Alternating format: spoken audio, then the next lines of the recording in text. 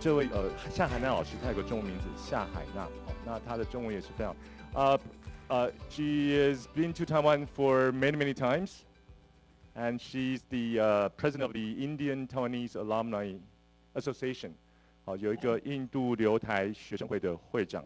And she works for a think tank for many years, and she now goes on television, right, accepting a lot of interviews, right? 她是常常最近上电视解释中印关系、台印等等这些重要的一个专家。So you're going to talk about something related to the policy, educational policy change, right? 他今天要跟我们分享的，主要是在2020年在印度的一个高教上面的一个很重大的转变，尤其会牵涉到刚才提到的一些中文科目的问题。所以各位好，那就想想你等下可能会问什么问题。So, Khadija, go ahead. Thank you. Thank you. Thank you, everyone. And I would like to thank Tsinghua University, the India Studies Center, Professor Wang and Professor Fang Tianze for giving me this opportunity. And had COVID not been there, I would have been with you people. So maybe next year. But thanks for the invitation. And the last session, which Professor Deepak was there, I think there were 2-3 things that before I start my presentation, I would like to address. I think Jessica's question was whether when the Taiwanese teachers, they go to India, whether they are going to also face any kind of problems, because I think she wanted to hint that probably because of the anti-China feeling, when people, people would also assume that they are from China and they would have any issues. I think, Jessica, that was your question, right? So trust me, thanks to COVID and thanks to the Galwan Valley incident, and especially due to the way Taiwan has handled the COVID situation, most of the people in India that had no idea about Taiwan know Taiwan very well now. And Taiwan has a very positive image in India right now. Our media is also picking up on many issues and especially highlighting how Taiwan has, handled the COVID situation. And people, of course, people like us have always been, writing about Taiwan, and now at least people are listening to us. So trust me, Taiwan now is in a more positive light in India, and you guys will not have any problems, when you come and teach here. And also I will address to Professor Fang's question when I start with my presentation. So I'll just share my PowerPoint presentation, and just give me a second to start with.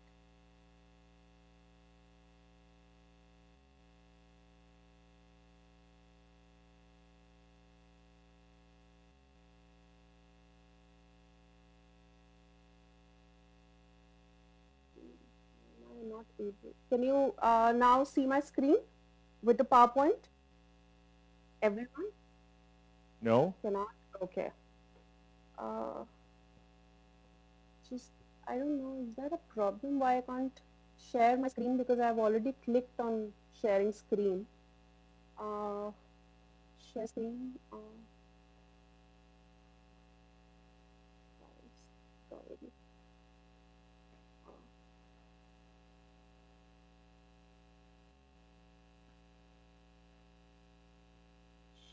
Kripal, can you make me? Kripal, I can't share my screen. I can't share my screen.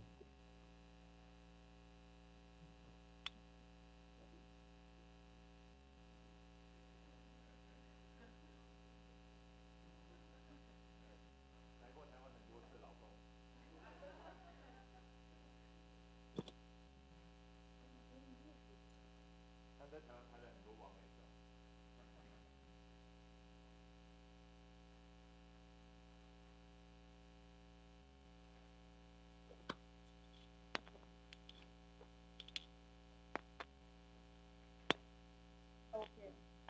I'll just start. I'm just having some issue, but I'll just start because we don't have much time. So I think Professor Deepak mentioned how Mandarin studies were started in India, and how it was started by Professor Thang Yunshan, who was actually based in Shanti Niketan and how the first Chinese Mandarin Studies Center came up in India. But I always like to start my presentation with a few basic facts, which a lot of people in India who are also engaged in Chinese studies or, Mandarin learning, they generally don't have this idea. Now, the introduction of Mandarin in India was actually done by Republic of China's government in 1942 when Chiang Kai-shek visited Shanti Niketan and Calcutta. So he donated 50,000 Indian rupees to start a Mandarin language center and additional 30,000 Indian rupees to finish construction of China Bhavan, which became the first Mandarin, study center in India. And he donated a lot of books, Chinese language books, which are still there in China Bhavan. And this actually became as I said, the first, Mandarin Studies Center. And then the first Chinese language scholarship was actually, given to one of the Indians who was there. So, even if you visit to Calcutta, any of you visit Calcutta, you should visit this, red building, which is at the corner of DL Park in the Salt Lake Tagore Citadel. So here is the residence of Abhidananda Tagore, grandson of Amitra Nandan, who was actually one of the first and the finest sinologists in the country. So he was, 2 years back, he was 90 years old, and he will tell you how he got into Chinese studies and how he was one of the first Indians who got scholarship, and he was given 30 Indian rupees by Mrs. Chiang Kai-shek, Madam Chiang Kai-shek, as a gift.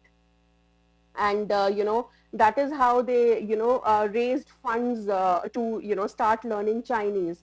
And Professor Deepak mentioned that only after 1962, we had centers in India that were focusing on Mandarin teaching. But I have seen numerous letters in, in our library here and the archives here, especially Teen Murti, where many Indians were traveling right after this when, China Bhavan was established. They were traveling to mainland China to actually study Mandarin. And there was a very healthy exchange of ideas and letters. And most of them were actually very influenced also by how China was became, transformed to this communist country. And all those letters actually are an evidence that Indians definitely were studying Mandarin. And we had one of the few, that first generation or second generation of people who could speak flawless Mandarin. And the best part was that these people knew traditional Chinese, traditional Mandarin that is now only taught, of course, in Taiwan and Singapore and to a certain extent initially in Hong Kong. So they knew that, and they could read many documents that were written before 1949. So these people actually knew traditional Chinese. Even now, if you look at the traditional Chinese studies situation in India, it's only people who come to Taiwan who are coming to learn the language in Taiwan are actually learning traditional Chinese. And many of the Taiwan centers that I know actually teach simplified Mandarin and not, the traditional Mandarin in India. So there was healthy exchange of students between India and mainland China, as I said, and there was an association called the Sino-Indian Friendship Association, which was formed, and they were the ones who were recommending students to go to China and learn Mandarin. But in fact, the contact ceased after 1962, and government, and that is the biggest mistake that the Indian government did, was that they did not engage in understanding China. And no Chinese language or studies center opened with the initiative of the government. Yes, private, of course, there were interactions, there were institutes that were coming up, but the government did not take any, they did not take initiative. It was only Than Chung who joined JNU in 1964 that actually started teaching Chinese language and culture in Delhi. And then we had Dr. Harprasad Ray, whom I have met personally in Calcutta, who's one of the finest sinologists that we have. And he has translated, a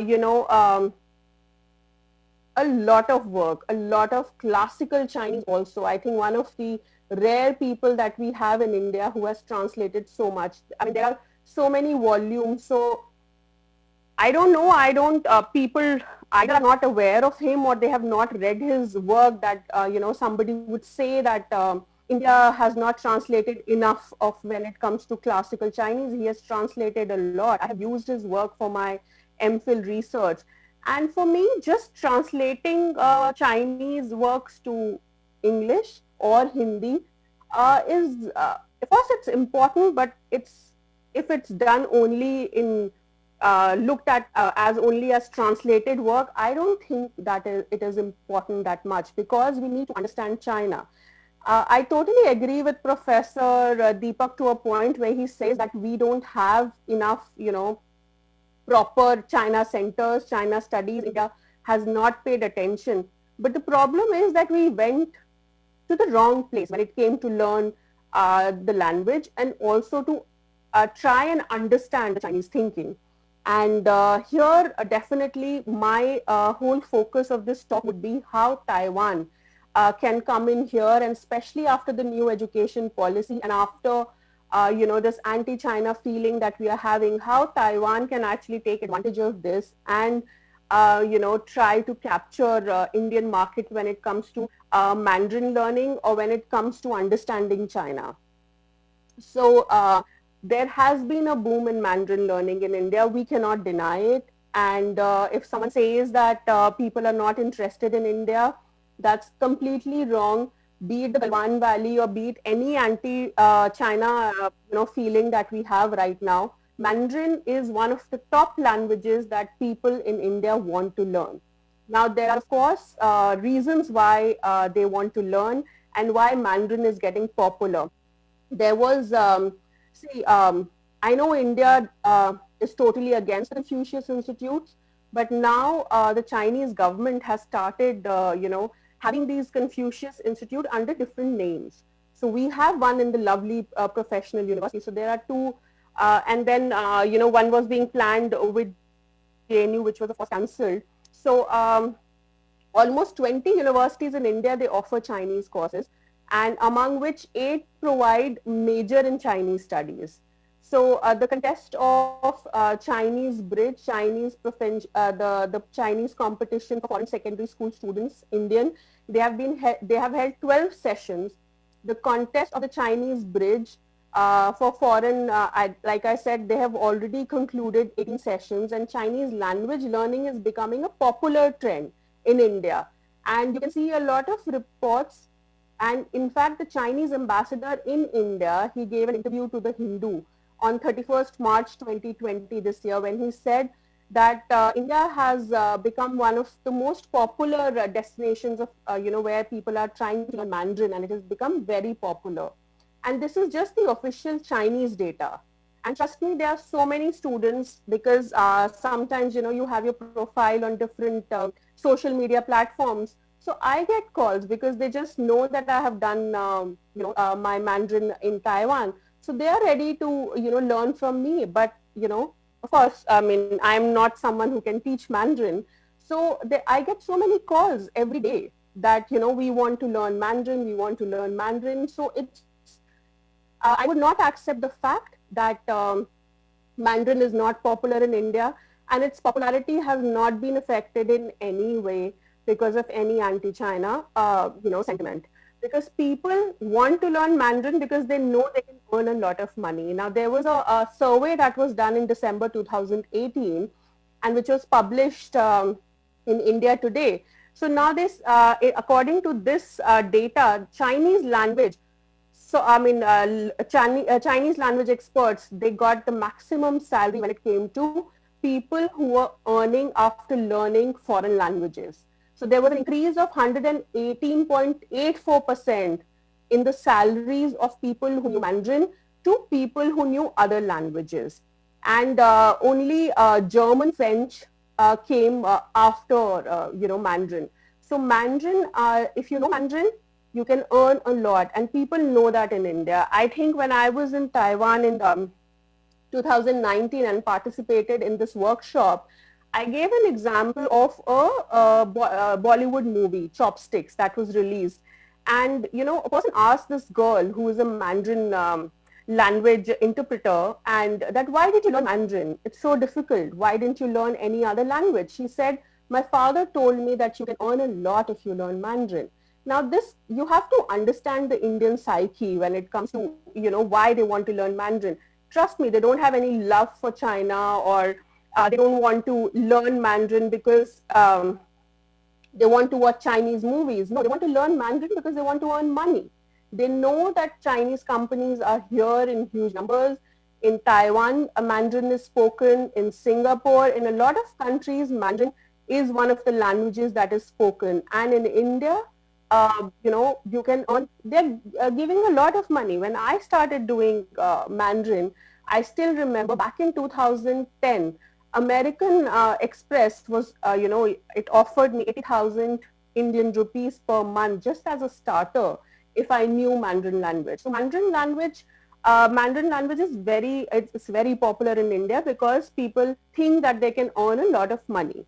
And data also shows. Now cities, I think the Ministry of Education and also Tsinghua University, which is establishing, you know, Taiwan study centers across India, it is very important for them to know where in India the demand for Mandarin teachers are growing and also which cities. So Chennai is actually the top city where Mandarin is now getting very popular, and there is a growth of 20% every year in the enrollment of people who want to learn the language. The second is Mumbai, the third is Andhra Pradesh, fourth Bangalore, fifth Delhi, and Punjab is a new you know, state in India that is growing when it comes to the popularity of Mandarin.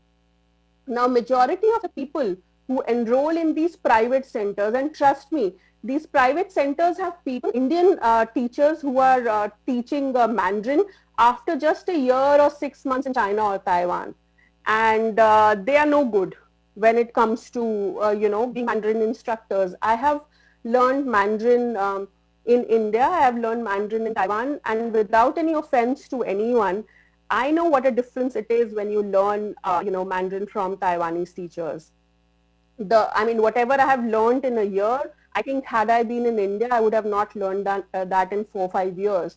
So these are the cities that are that have increasing demand of Mandarin teachers. And now the new education policy, which we have been talking about, which has been criticized a lot in India, and it has been criticized for different reasons in India. But the new education policy and the new attitude that the Indian government, you know, has adopted, especially after the Galwan Valley incident and COVID situation, is something that can be exploited by Taiwan. And what is the main features of the new education policy that can, you know, help forging, you know, better ties between India and Taiwan when it comes to education? The first is the major change that has come is the structure of curriculum. The structure of, you know, the imparting education. So it's now 5 plus 3 plus 3 plus 4. Initially, it was 10 plus 2 plus 3 plus 2. That was the way Indian education system was. And then the government has announced that it is going to invite 100 foreign universities to establish campuses in India. Now, this is one of the main features that Taiwan should focus on. Because if India is going to invite 100 foreign universities, Taiwan should have started making plans as soon as the policy was announced.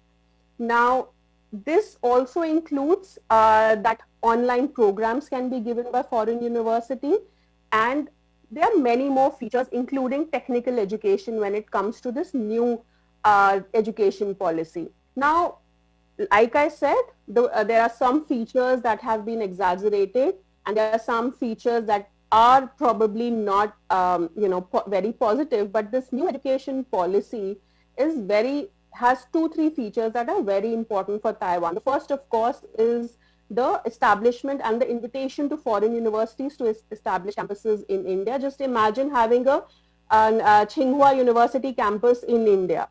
You know, I would be the first one who will advertise it everywhere. So I think this should be in the mind of the Ministry of Education in Taiwan.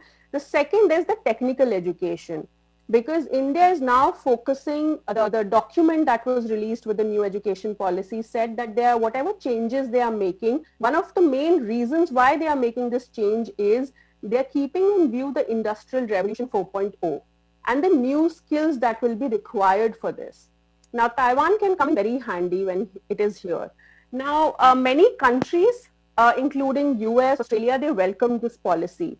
And on Twitter, the Bureau of South and Central Asian Affairs, US State Department, they actually sent a tweet. They said, US welcomes the news that foreign universities may establish campuses in India and that Indian universities may do the same overseas. We look forward to opportunities from American and Indian universities to partner and collaborate on research to advance our understanding of the world. Now, I haven't seen any tweet by any university in Taiwan, or maybe even the Ministry of Education in Taiwan. This is an opportunity to be grabbed by Taiwan, because 100 universities and Taiwan universities are among the best in the world. But trust me, I haven't seen any advertisement, any highlight that would, give out these facts. Now, Taiwan campuses in India can be a major game changer when it comes to either Mandarin teaching in India or our educational exchanges. Now, if we have a Taiwan university campus, even maybe 3 or 4 universities from Taiwan, if they have a campus, it will serve 2 purposes. The first, of course, would be to provide degree courses, technical education. The other would be the Mandarin training centers. Now, I know that in 2017, Learn and Earn program was introduced by Far East Machinery Corporation in collaboration with the university, Wufeng University in southern Taiwan's Chiayi County. Now, it created a program that aimed at Indian high school graduates seeking advanced education and a career in machinery industry in Taiwan. So now what was the benefit of this program was that actually the Far East Machinery Corporation, they also offered that select talents will get a 3-year employment contract following completion of the company's paid undergraduate degree and satisfactory performance, of course, the evaluations during the 3-year internship. Now, why don't we have more such programs? Like just this one program, just this one initiative is not enough. India has a huge potential. Look at the number of students that are going to the universities. And now with the introduction of technical education and the flexibility this new education policy gives, that people can actually leave and they can actually learn technical skills right after the school or right after their high school is something that Taiwan can exploit. Because initially they were giving this training in Taiwan now, and they were also giving scholarships to a few students. Now they can give this, training in India, in their campuses, if they establish campuses in India.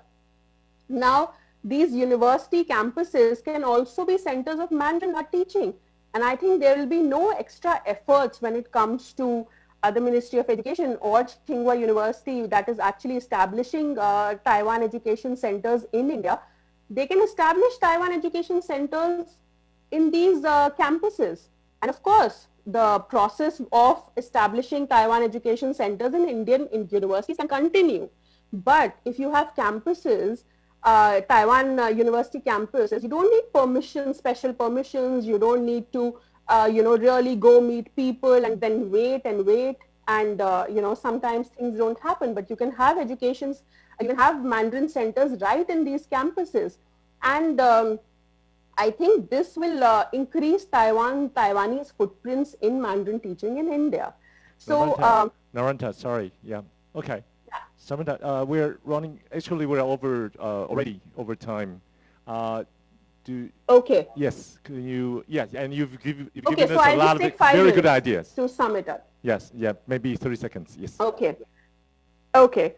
So in India, Telangana and Andhra Pradesh, they send the highest number of students abroad every year from India. Delhi is just 7%, Chennai is 8%, and Kolkata is 3%, Mumbai is 15%. So, I have always said that these data collection is also very important. Now, Taiwan, the Ministry of Education here in India can at least hire people for these data collection who can actually guide them as to which cities they must target when it comes to either establishing campuses, Taiwan's university campuses here, or even the Taiwan education centers here.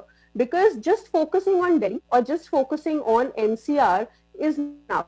We need to data as to which cities are actually coming up, which cities are, sending people, more students abroad, where the Mandarin learning centers, need to grow, where the demand is more. And, the top 7 countries for Indian students, of course, are US, Canada, UK, UAE, Bahrain, China, and Australia. Why not Taiwan? I mean, the kind of money that Indian students are paying in the US, they can pay 1/10 and get the same world-class degree from Taiwan, but nobody is highlighting that. And then, according to the QS Asia University ranking 2020, 27 of Taiwan universities are in the top 300. I don't see that being advertised and branded by Taiwan. Now, Taiwan has to make a brand for itself. They need to highlight these things. When they have an education expo here, when they, go to the universities, they need to highlight these things. And how Taiwan can become a better alternative in terms of cost of living in comparison with other top educational hotspots in Asia. Forget about Europe and US, even Asia, when it comes to Singapore, South Korea, Hong Kong, Japan, Taiwan is a much better alternative that we need to highlight here. And now the new education policy, a lot of criticism that it has faced is that it is not offering Mandarin language in class 10th and 12th, especially in CBSE board. A lot of people have criticized it, and a lot of people have said this is going to be a setback for the China studies in India.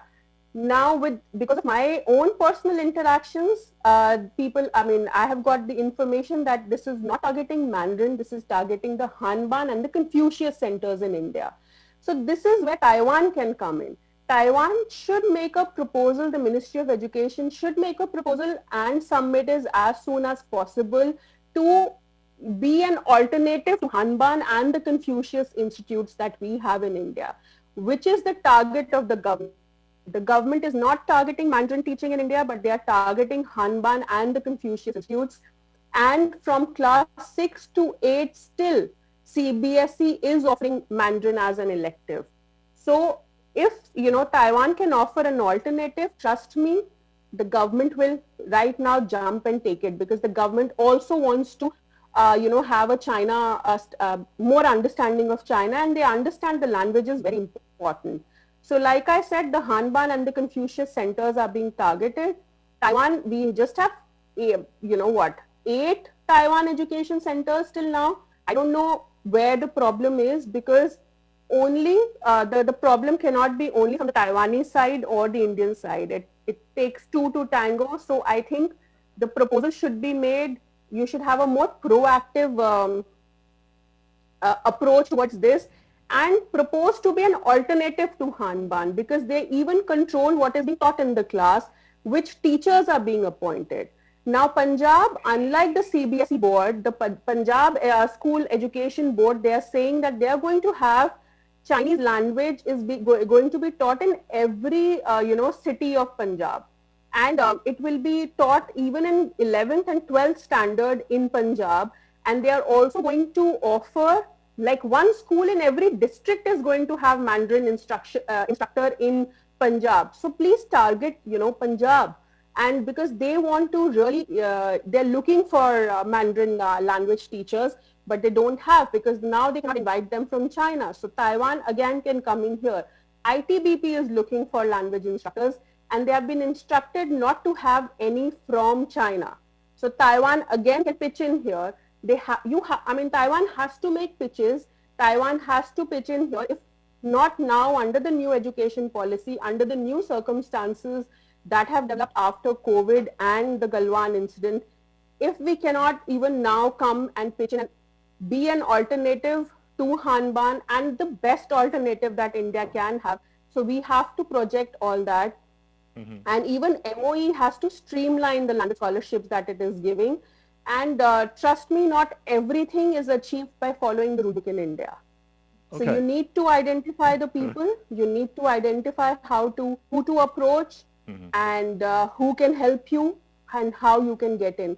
That is very important. And again, I would say that Taiwan needs to be more proactive, exploit India's new education policy and the new situation in India. Thank you. Thank you so much. As always, Xia Han 老师 number one, she always gives excellent speech and very good advice to Taiwan, to people in Taiwan. One thing very important, she just pointed out, 印度针对的是汉办跟孔子学院，不是针对华语。Yeah, that gives us a lot of confidence. Thank you so much. I know we are really one out of time. 事实上已经超过很多时间 but one question from the floor? One? Do we have one? Don't worry, if you don't have a question now, you know, she's always on Facebook. Just add her on Facebook, and she'll be willing. I know because she's willing and she's happy to answer the question from my students, and I bet she will be happy to answer all the questions from the floor. But I saw your hands, right? 这位小姐要问个问题是 one question from the floor. Namaste. Hi, I'm very happy to hear you. That's very encouraging. And I really want to thank you to highlight that Taiwan need to make our own brand. I think this is very important, and allow me to summarize your such huge information and data with this.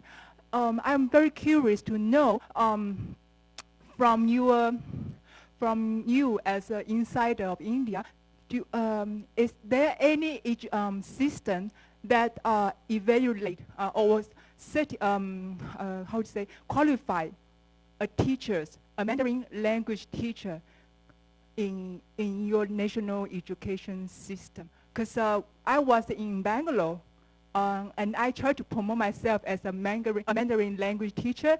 I think I am a native speaker, and I have my diploma and everything, but I was not esteemed as a good or qualified teacher there. You understand me? Really? I mean, Which university in Bangalore? Huh? Sorry? Did you approach a particular university in Bangalore? No, actually, I went there to learn Bharatanatyam.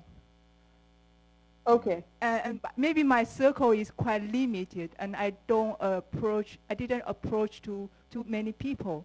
And from my own experience, I have a feeling that, well, yeah, it's true. In high school, they give Mandarin classes. It's true. And I hear people say that, oh, this is very demanded Mandarin language teacher. But I don't know how to promote myself, and I don't know how to, to make people. Okay. Yeah. Okay. I get Namda, your question. Namda. Okay. Sorry for this. Okay. Because these sounds like personal counseling. Yeah, so I will give you. I just want to Like- ask why is there any platform or system that can qualify or give a score of how a good language Mandarin Is there teacher any should be? evaluation or a qualification Official from the government, right? Yeah, You're asking from the government, from central government, state government, would there be any qualification or evaluation of Mandarin Chinese faculty? No, the universities don't have as such. As long as somebody is a native speaker, I am not aware of any qualifications, certain qualifications that they have. In fact, I know that MOE has a certain, qualification, and especially you also have to clear your English language, like you have to achieve certain marks. But trust me, when you come to India, even if you know broken English, and if you're, of course, your native speakers, your Mandarin is excellent, I don't think it should be a problem. And the second thing I would come in here is, why not when people like you who are going to India to teach, why doesn't MOE actually has a session with people like us who have been to Taiwan and who are ready to help, when it comes to Taiwan. We can suggest so many platforms. I need a Mandarin language teacher here for my center, but I don't know, because I don't want to go to the mainland Chinese instructors. I want to have a Taiwanese instructor, and I have not been able to find it in Delhi. So we are looking for instructors, and I think we all can help each other. We can have a platform when it comes to, when all of you come to India, we don't even know which teachers are coming, where you guys are stationed. And, you know, having this workshop that we have right now, we can also have a workshop with teachers who are, you know, the Taiwanese teachers who are coming to India, where we can tell you how you can, of course, which universities require teachers, which people require personal tutors, because even our armed forces are looking for Taiwanese language instructors. And I have got calls many times to recommend people, not from mainland China, but Taiwan, who can actually teach, you know, and the problem is, I think, both ways, because we need teachers. We are not able to understand whom to approach, where to go when it comes to Taiwanese language instructors, and people, Taiwanese teachers who are already in India. Trust me, just teaching in a university, you can do much more other than that, because institutes like us, we also need Mandarin teachers, and we, of course, cannot afford to have an exclusive, you know, Mandarin language teacher who comes from Taiwan to teach in our institutes, because we have limited funding from the government. So there are a lot of platforms, and as far as the government of India, they don't have any other qualifications other than you being a native language speaker. Okay. A person like me is being offered a job to teach Mandarin language in the university, Indian University, Central University, who has only 2 years of, you know, Mandarin learning in Taiwan. So just imagine if we have native speakers, the opportunities are immense. The Indian, I mean, if anybody tells you, any university tells you that they have any other qualification, they've either hired a mainland Chinese instructor, because they are teaching for free. Okay. Trust me. Thank you so So much, there is Narendra. no other Thank you. educational qualification. Thank you, Narendra. 谢谢夏海亮老师，谢谢。